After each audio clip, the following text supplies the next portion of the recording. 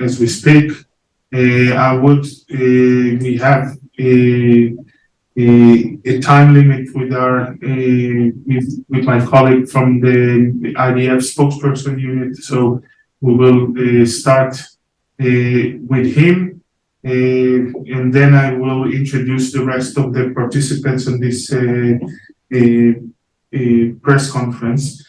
So we'll start with the Lieutenant Colonel Peter Lerner. Peter, I know that you have a lot of things to do, so we'll start and we'll see if there are any questions for you. Sure. And let you go. Thank you. Good morning. Good morning from Tel Aviv. Lieutenant Colonel Peter Lerner, IDF spokesperson. Day 10 of our activities, war on Hamas, since the brutal attack of October 7th. We're continuing our widespread strikes against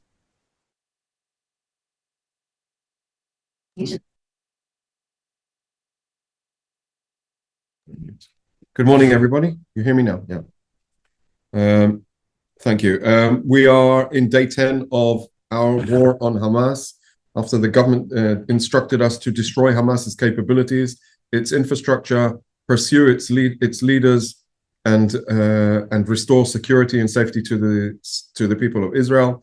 Indeed, throughout the last 10 days, the IDF has conducted hundreds of strikes against Hamas operatives, the leadership, its institutions, and its terrorist infrastructure. The terrorist infrastructure includes advanced capabilities such as explosive drones, including rockets, including tunnel capabilities, and including the leaders themselves.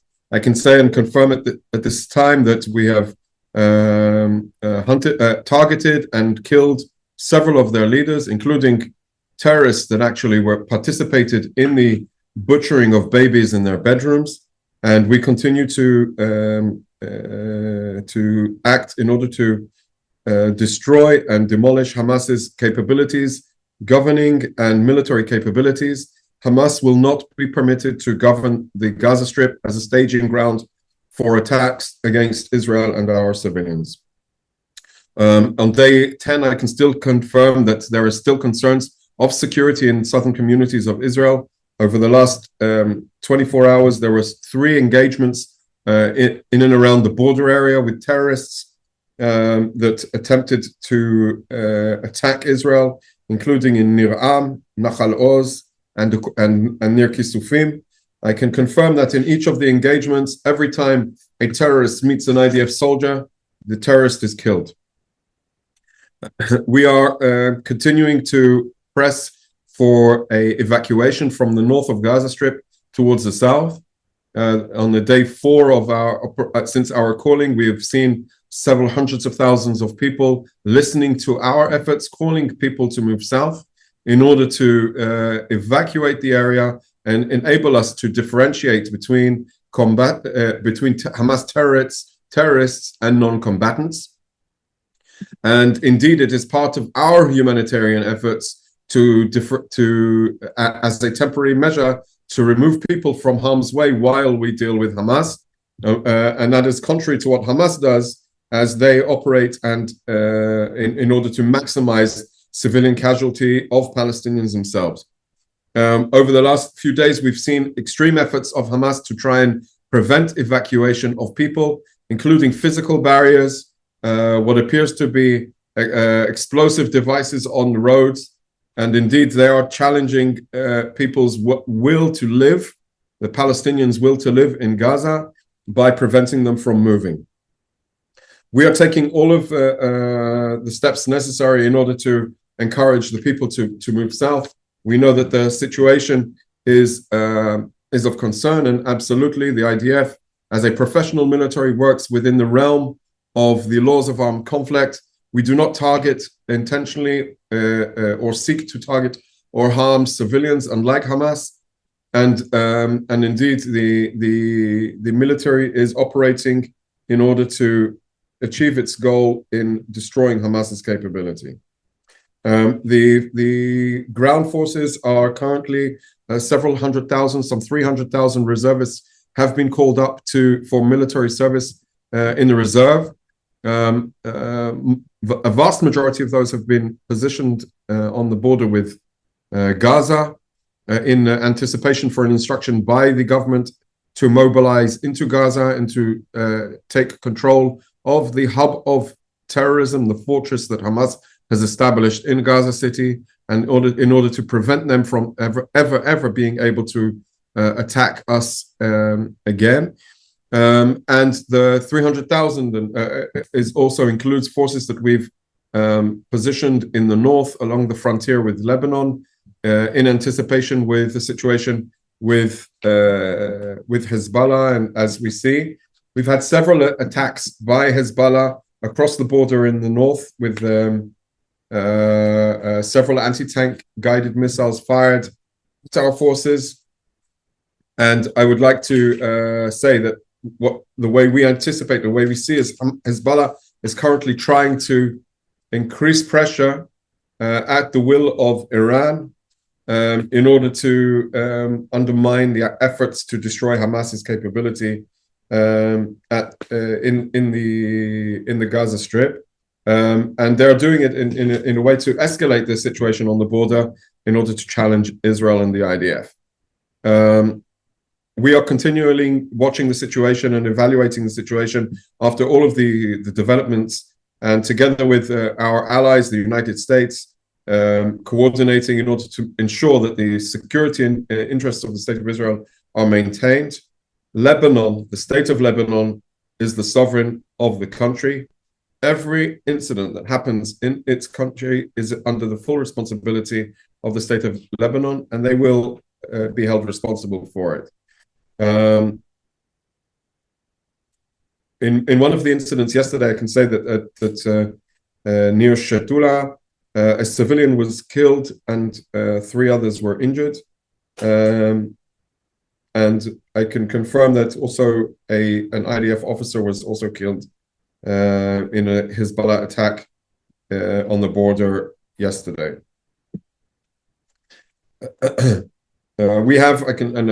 Perhaps I would say this finally. The IDF is a strong military. We are prepared. We have a lot of forces, motivation in order to secure the State of Israel. Our responsibility is to ensure that the State of Israel is safe and secure, and we will expand our military operations against Hamas to destroy the genocidal regime of Hamas and never let them attack us again as they did on the 7th of October. Thank you very much. Thank you, Peter. And just I will attend to some of the questions that are on the group chat. This is an on-the-record press conference, so you can quote anything me or any of the other participants is saying. And there will be time for questions afterwards. I don't think that we'll have time with Lieutenant Colonel Peter Lerner because his time limit, I'm not sure will allow it. We will continue. I'll just explain a little bit what we'll have in the next few minutes. So we'll talk to 2 of the family members of the victims and the abducted Israelis that from the terror attack on the October 7th, and then I'll say a few words from the Israeli MFA, and we'll open the floor for a Q&A. We will start with the first family member, Renana Gomez. Renana, are you with us? Yes, I'm with you. Just a minute. Getting my camera open. Renana, thank you for joining us on these Hi. 12 days. And I'll leave the floor to you to tell us your story. Okay. Since you've heard so many stories on the last 10 days, I'm going to try and just give you a full picture of how it feels. 6:30 in the morning, October 7th. I'm at my partner's place in Kibbutz Sufa, which is nearby my kibbutz, 15 minutes drive. My boys, this is their weekend with their father, are sleeping alone at my place in Kibbutz Niroz. They're 12 and 16 on a normal place, on a normal situation. It sounds like a good arrangement. My ex-husband and his girlfriend are sleeping in his house, which is only 400 meters away. Red alerts go off both in Sufa and Niroz. The attack starts. 2 hours passing by, phone calls every couple of minutes from my boys. They're scared. I start getting texts from other members of the community telling that terrorists are walking around freely and trying to get into houses. My boys are saying that they hear gunshots outside the house, and I'm trying to tell them it's probably the army helping them, keeping them safe. 2 hours of terrifying fear. And then I hear online, on the phone, as I'm with them on the phone, I hear people speaking Arabic, opening the door. Afterwards, I found out that my eldest 16-year-old, who's a very strong guy, likes the gym. He was holding the door very, very hard. They had a hard time opening the door, but they did, and they opened it. And they snapped my 2 boys out of their bedroom and dragged them into Gaza. The last thing I heard was my youngest, who's only 12, saying, "I'm too young, don't take me." And they took them. And I've heard nothing about them since. It feels like fauda. It feels unreal. It still feels unreal. I feel like I'm in a bad dream. Must wake up at a certain point. The dream just goes on and on. A nightmare. They had cameras, the terrorists. Israeli soldiers have cameras on them, so if there's by any chance a doubt that they did anything that is immoral, they would be judged. These guys had cameras so they can put it on Instagram and Facebook and celebrate the murder and the destruction. I can't even start to tell you what the place I used to live in and the place I grew up in all my life, what it looks like now. It used to be such a beautiful place. There's nothing left. Nothing left. They burnt all.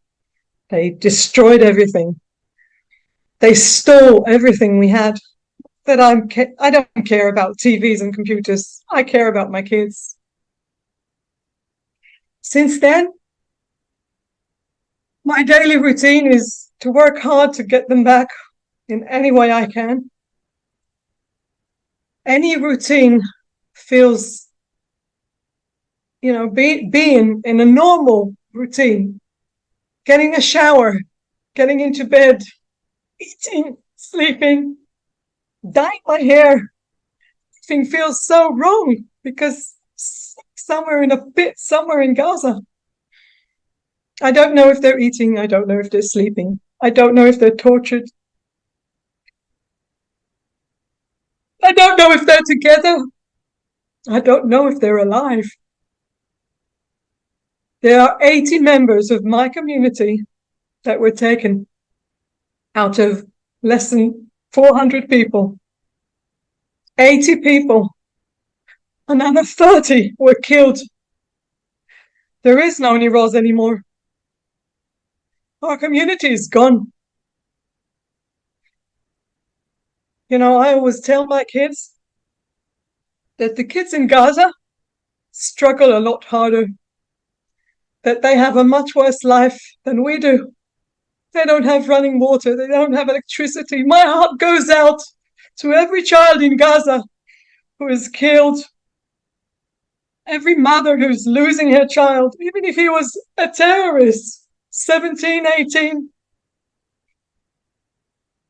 But what kind of mother grows such monsters? How can it be that I'm so empathetic to them and they don't see us as humans? These are not neighbors. They are not neighbors. I used to be so pro-Palestine. I still believe that this is the right way for humans to live next to each other. You know, borders are between countries. They're not between people. They're not between babies and children and elderly people.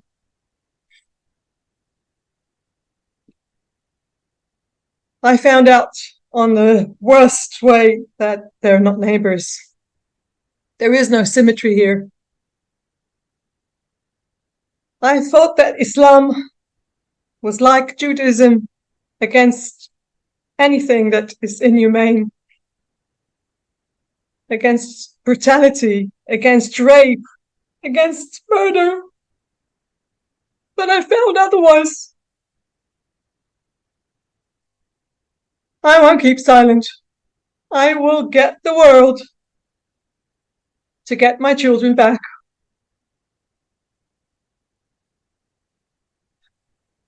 I'm sorry, I'm very, very emotional. I want you to enlist the world to the effort to release those children and babies and elderly people that are held, I don't even know in what conditions. There's no place for this. And there's no reason to hold innocent people, innocent civilians. They can have their prisoners as far as I'm concerned. They're all monsters anyway. All I want is my children back in their beds. They don't have a home to come back to, but they have a mother to come back to.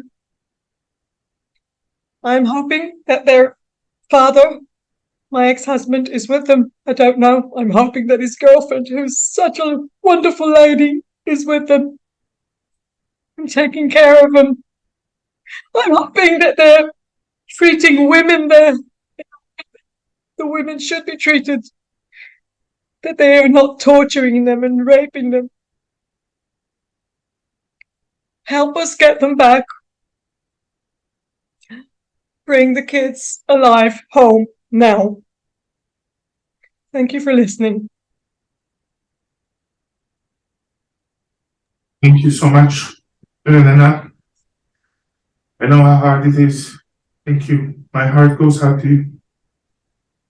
We'll move to Shaili Atali, that is also here with us. Shaili, thank you for being with us. Thank you for giving us your time and telling your story. Okay. Sorry. I'm a bit stressed and I would like to okay. I would like to read it. Okay. My name is Shaili Atali. My husband's name was Yahav Vinel, and he was murdered this week in Kibbutz Kfar Aza when he sacrificed his life for me and for our 1-month-old daughter, Shaya. That her name is a combination of our name, his name Yav, and mine, Shaili Shaya. Yav was a talented filmmaker. He was a dreamer. But the thing he really wanted in his life more than anything was to be a father. We were together for 10.5 years, and we waited for this baby for a long time. She was like a miracle to us. So it was early morning. Our green kibbutz was quiet when Yav woke me up for my shift with Shaya. He told me that she could wake up to eat shortly. She didn't have time to wake up, and suddenly a massive explosion started. I ran to the safe room, which is our bedroom. Sorry, a minute.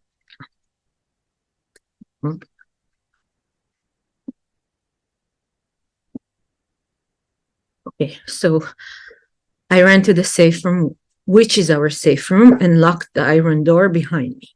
I was gasping for air while he was trying to figure out with his friends on the shared WhatsApp group what was going on. People started writing that they were being shot outside the house. We understood that there was an infiltration by terrorists, but we suddenly realized that our dog Buckley was not with us in the safe room, and Yav opened the door to bring him inside. When he came with Buckley, I really asked him, don't go out the door, but he insisted to go and bring Buckley.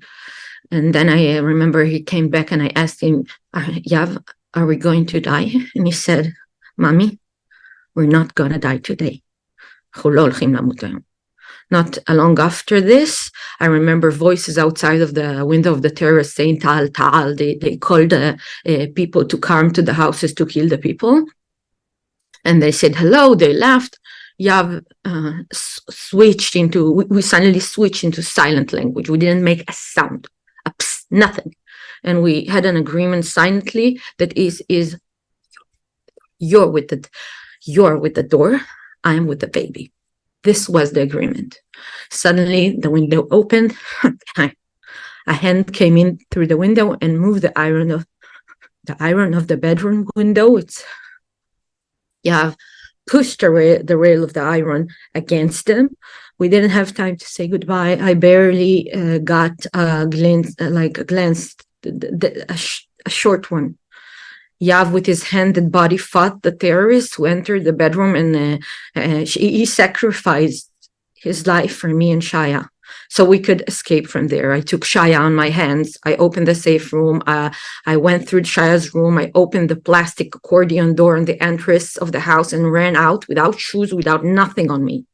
And I'm disabled in my left leg, so I was limping. So it didn't allow me to run fast. So I had to hide between bushes as I hear the shotting on me and my little baby girl. I hide behind. Sorry, I need to come back to the paper. So I hide behind trees and behind bushes, and the voices calling Ta'al, Ta'al came toward me. I tried to knock on my neighbor's window, but everybody told us from the kibbutz, stay inside, don't open up the doors to nobody. So they didn't open up the door, and if I could say, it's Shaili, it's me, the terrorists will hear me. So I walked through several yards until I found a garden shed that was open of my neighbor's Asher, and the voices of the terrorists got louder as I ran. So I told myself that if Shaya will be quiet, everything will be okay. And she was still sleeping on my hands. So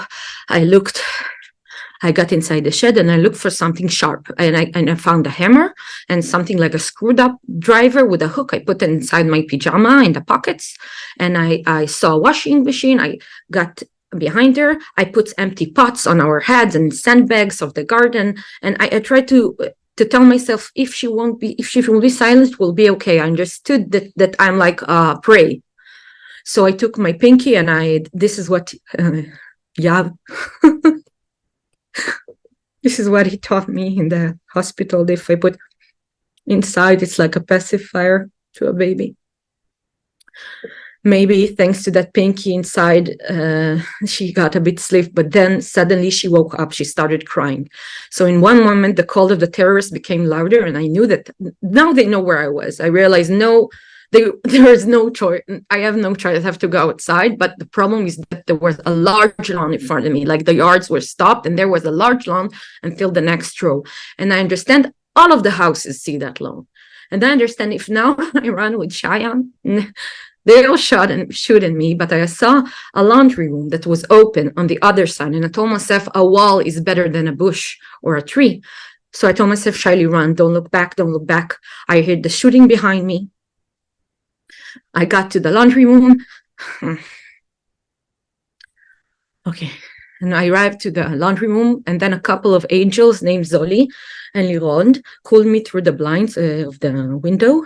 of their house. And when I entered, their 3 little childs in the bar, Zar and Daniel, cried when they saw a shadow of a large figure like me with a hammer in the shadow.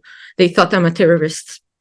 And okay, so I told them, I'm sorry, I'm so sorry. I cried because I knew that when I get this child, I'm getting the terrorist to their house if she cries. But Liron told me, you did exactly what you should have done. And then I later realized that when she was when she was comforting me, I knew after that she already received a message from her sister's children who told her mom and dad are dead. And they saw it in front of their eyes. And her sister child that was dead didn't know. They told her, I don't know, where is Abigail? She's 4 years old. And she's currently kidnapped to Gaza, along with other mother who has also lost her husband in this massacre. And he was murdered. And little Abigail, the 4-year-old, was kidnapped with that mother who lost her husband and her 3 children to Gaza. I felt so terrible when I entered that house because I understood.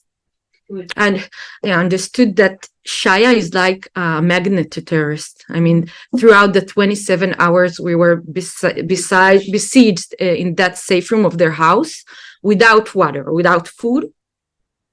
Every time Shaya cried, the shooting was only more. When she screamed, we all felt like more shooting. When she didn't scream, less shooting. So I was so sorry. I was so sorry. Like, they sacrificed the risk of their 3 children for us. And I felt like there was a competition of the terrorists around us who can kill that baby. And finally, after 27 hours, the fighter managed to rescue us. But Shaya was already apathic. She's 1 month old. She was so dehydrated that the hospital said in the report that she was crying without tears.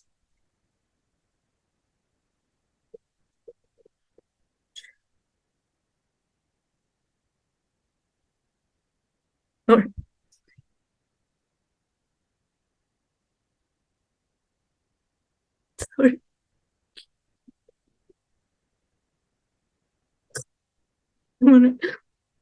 I inhaled so much smoke that the burning house next to it. She was given oxygen in the hospital for 29 hours. No one found the one who found the body of my husband Yav is my neighbor Nira. She told me that Yav did not suffer much. He was shot in his head and his dreamy blue eyes was still looking at the horizon. She told me he was so naive when he ran out after stalling them the window. He even tried to close the crappy plastic accordion door on them and blocked it with the baby's trolley. I have myself out optimistic. He really thought this lousy accordion door would stop the 70 terrorists who entered our home. But what I could actually understand from what Nira said is that Yav didn't save me and Shaya once. He saved us twice. He could have ran through the door. He knew that but if he does that, he would attract the murderers through us. And he loved me so much. He loved us so much that he sacrificed his life twice for us. Twice. And how absurd is that? He died near Shaya's trolley. I thought of it a lot. And all our family is broken. It burns inside our soul. They slaughtered us like a flock of sheep. Indiscriminately, they murdered families with children while begging them for mercy. Yav's father, Ofer, who now also has to bury his son, found out later that in Nis Hadar, Yav's cousin, who is also in our kibbutz Kfar Aza, was also murdered along with her husband. And the army found their twin babies a few months old later, starving without food and water, and also without their father and mother. I don't have enough sorrow inside my heart to contain this. I even cannot understand what we've been through. I don't know how to live without Yav. I never thought I should live without Yav. I thought we'll get all together in the kibbutz and we'll have children to live with.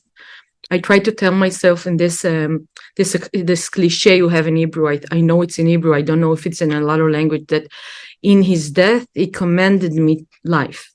And yes, and I try to look at Shaya, this little beautiful little child, and remember what we agreed in that safe room. You hold the door, and I'm with the baby. But I miss him so much. I miss him so much. I will miss him until the rest day of my life. And I try to take solace in the fact that at least they didn't manage to burn the babies, my baby, like they did to other bodies of baby. They burned them. At least they didn't open the stomach of myself, like they didn't open my stomach like they did to a woman that was pregnant and took her fetus. At least my dog Buckley eventually got rescued and not shot for fun like other dogs in the telegram. I don't understand how human beings, can do such horrible things. It's not human. It's cruelty that is hard for me to grasp. It's a massacre. It's not like it's not the same from Sunday. It's a massacre. Like the Holocaust, like you see in Holocaust films. And I'm a filmmaker. Me and Yav, a filmmaker. I actually, in that shed, try to think what a woman pregnant or with a child in the Holocaust would do. This was my instinct feelings. The bodies of my neighbors, my friend, was dismembered. It was impossible to identify the bodies because they was butchered inside the sakiyot bags. You cannot understand who it was. It was legs, it was hands. And I asked why? Why? Because we're Jews? Why? If we're Jews, you need to burn a baby. It's okay to kidnap women and post it on a video when you tied her on a car and led her because she's kidnapped because she's a Jew. Is it human to kidnap children and torture them? They're children. The world should see this crime, and you should be shocked, and you should be realized they should condemn it. They will be on the wrong side of the history. If not, it's not justification. There is no justification to murder innocent civilians. And Hamas must be stopped because Hamas is not a movement. It's not a government. It's a terror organization. And you should see it in your eyes to understand it's a terror organization. That's it. I don't have nothing. Like this I wrote, that's it.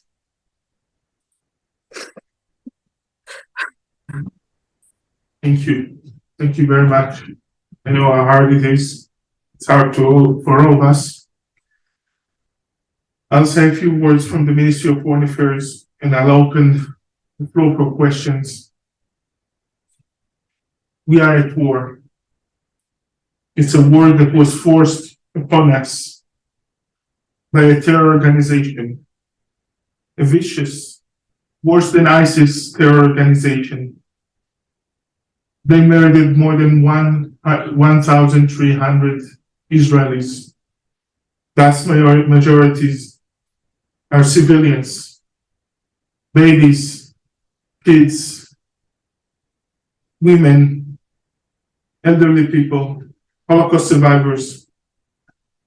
They kidnapped more than 150 people, including babies and kids and Holocaust survivors, old people. They shot more than 5,000 rockets since the beginning of last week. All of them were targeting Israeli civilians in the south of Israel, in Tel Aviv, in Jerusalem, and other places. This is an ISIS-like terror organization, and the response of the international community should be the same response like we did to ISIS.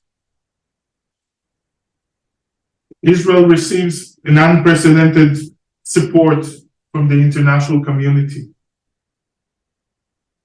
We've seen statements, we've seen speeches, historical speeches by leaders like the one by President Biden or the one by Chancellor Scholz in Germany and many others. We have hosted visits of world leaders that came here to support us and show their solidarity.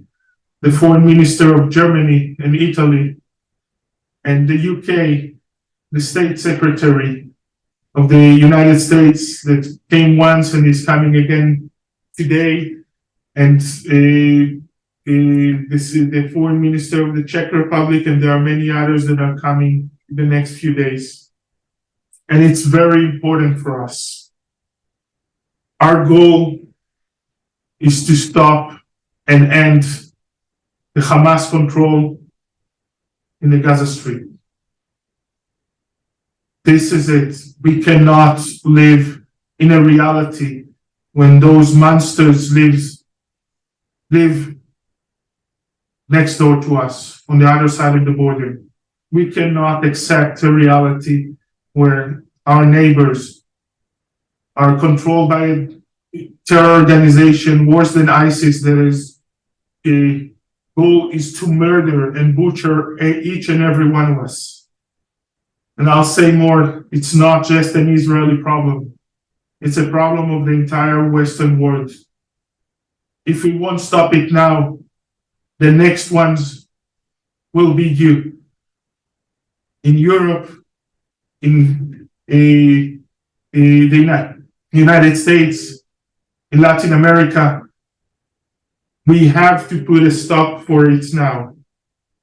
And we need time to do that. For the last 18 years since Israel left the Gaza Strip, Hamas has been building its terror capabilities in the Gaza Strip for this day to attack us, to murder us, while we are defending our citizens and any other country in the world would.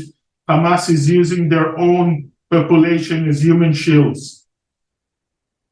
They are blocking the road so the civil population of the Gaza Strip won't be able to move south because they need them for their propaganda. They want them to die. We need time. And we need time to finish the job with Hamas. The civil population in the Gaza Strip is not our enemy. There is no other country in the world that does the efforts that Israel is doing in order to prevent civilian casualties, both in our side of the border and in their side of the border. What we are dealing with monsters. And there's one other thing I'll ask you to do as journalists. Because I've been giving interviews all the time, and I see that people are talking about the attacks in Gaza, and I see that people are talking about the casualties there. Put it in context. Israel is not just attacking the Gaza Strip. Israel is defending itself. Israel is defending its citizens. And if you don't mention it in each and every story you write, on each and every article you publish, you are not telling the entire story.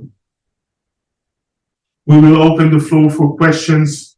You can either raise your hand in the camera, or you can raise your hand through the Zoom application. We have a question from the Romanian television. Yes, unmute yourself, please. Yes, thank you very much. Costin Soare from Romania TV. Tell me, please, you have postponed the ground operation for several times by now. Can you tell us why, and if there was any international pressure on that?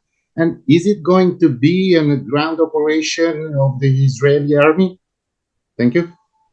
I won't go into military details. How Israel is preparing for, the Israeli army is preparing for the exact goal that the Israeli government David, is to finish the Hamas control over Gaza. We will do that with all our power, with all the measures that we have. And I repeat, we do need international support for that, because it's going to be a long war and it's going to be a tough one, but we will win this war in the end. Tulip? Hi, my question, I'm from Thailand. My question is about the hostage situation. As you know, that at least we have 17 Thais holding hostage right now in Gaza. We would like to know what kind of mechanism Israeli government had to negotiate with Hamas about these foreign hostages. And is Hezbollah becoming a more warring element in this conflict? So it's two questions. Thank you. One of our most important goals is to release all the hostages that are in the Gaza Strip. And we will do whatever we can to do that. I don't think there is a way to negotiate with those monsters. Actually, they are looking for this international pressure. This is their game. We will do whatever we can to release them.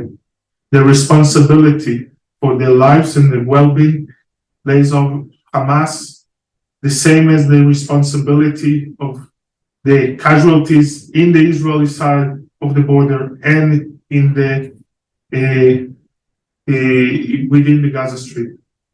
Hezbollah, that is similar to Hamas, because both Hamas and Hezbollah are financed and controlled by Iran and are doing the job of Iran. The terror government of Tehran is trying to create another front for Israel. We've sent a lot of messages to the Lebanese government. It's your responsibility. If Hezbollah will enter this war, they will pay a huge price, and Lebanon will pay a huge price for doing that. We have no will to start a new front, but we will respond to any attack on Israel. Aline?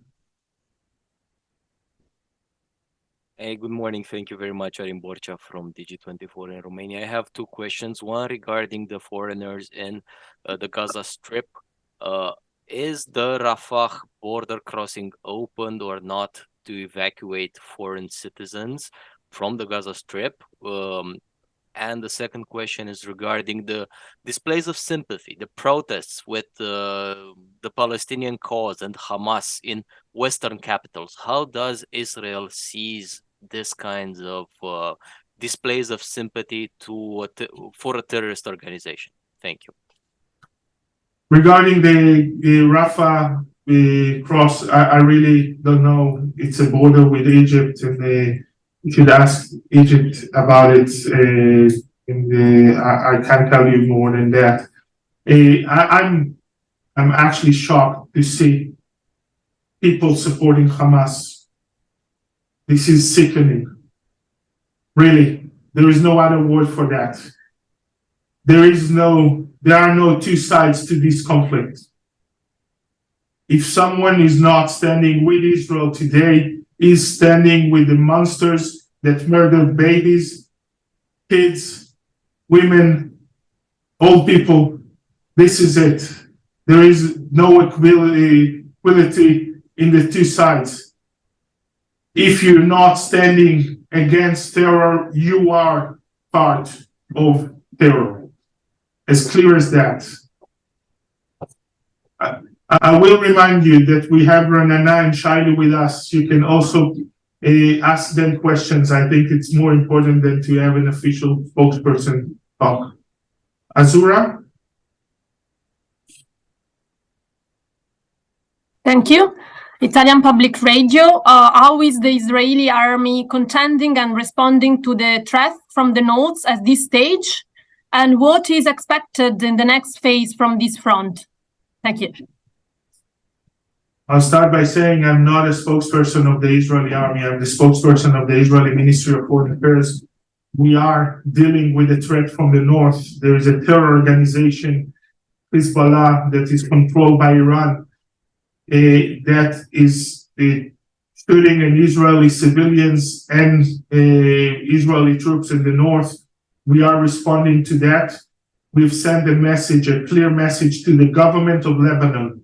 If there will be a second front, Lebanon will pay a huge price for it. Samuel. Yes, good morning from Switzerland. Short question concerning the hostages. You just mentioned that negotiating with Hamas is off the table. So I was wondering if you could maybe shed some light on how Israel is planning to free the hostages, and specifically if you know of the whereabouts of any of these hostages in Gaza. Thank you. I think that I've said enough about the hostages. I'm not going to really give any more information on this issue. Angela,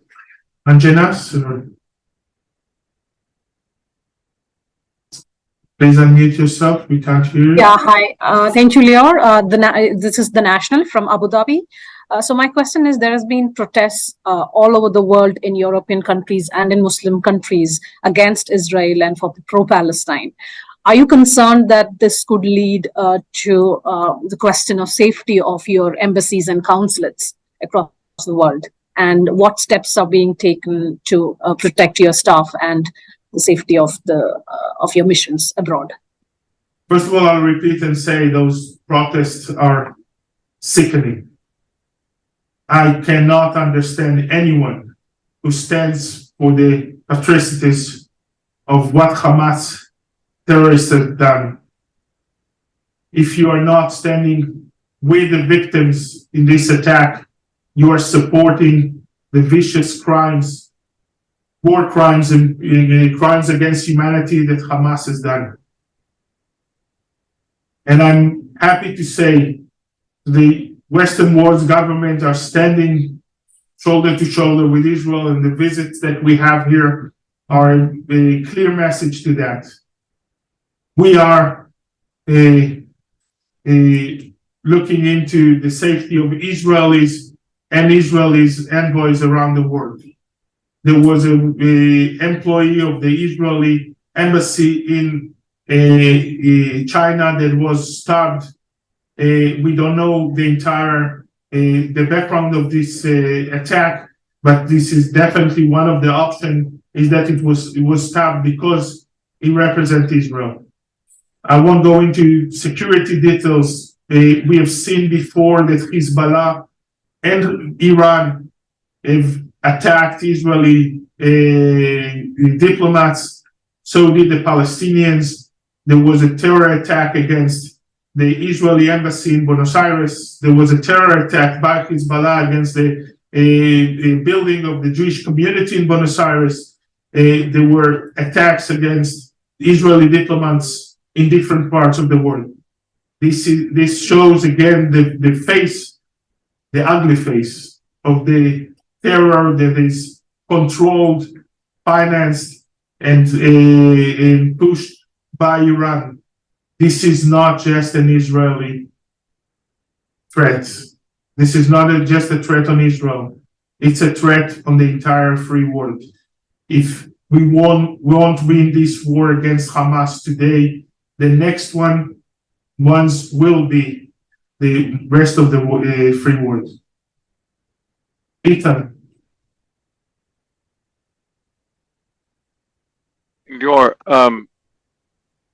When you say that you're feeling the support of Western world governments, are people saying to you, are the governments saying that in fact your plan to eliminate Hamas's infrastructure, both military and political, is one that they endorse? Or are they simply saying, yes, they come with sympathy for the horrors that happened here? Because I think there is a gap between what Israel's plans are. Sorry, you can't hear me? Your question, can you repeat? Sure. Yes. When you say that Western governments have shown to be standing shoulder to shoulder with you and supporting you, I want to understand if they are telling you that the plan to eliminate Hamas from Gaza is something that they endorse, or do you mean by that they share the horror and the sympathy of what happened here, because the impression I have is that there is a gap between the conclusion that Israel draws about the support and, in fact, what's out there. So I'm eager to know what you're hearing diplomatically. Are they saying, yes, go in and destroy Hamas? I think that I can quote President Biden, what he said today. There should be an end to the control of Hamas over the Gaza Strip. This is as clear as it goes. And when they say that Israel has a right to defend itself, this is exactly what we mean, because we are defending ourselves. Ending the Hamas control over the Gaza Strip is self-defense for the people of Israel. Every government in the world has the right, and actually, it's not just the right, this is our responsibility to defend our citizens. And if we won't put an end to the Hamas control over the Gaza Strip, we are not doing our work. Yes, there is someone with a name user. Yes, good morning.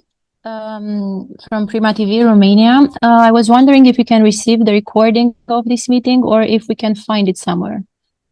Yeah, it's being recorded. If you were invited by the embassy, you will get the recording afterwards. Okay, thank you very much. There is a question to Renana, whether you want to give the names of the photos of your 12 and 16-year-old sons that will be published, Renana. No, I'm giving no photos or names since I'm very scared of manipulations that the enemy might do by them. So I'm speaking for them, and I want you to imagine two beautiful, beautiful teenagers. Just imagine your children there. I'm giving no photos, but I will give an interview or my photos to anyone who wishes. I'm here to tell the story, and I'm here to bring my boys back home alive now. Thank you.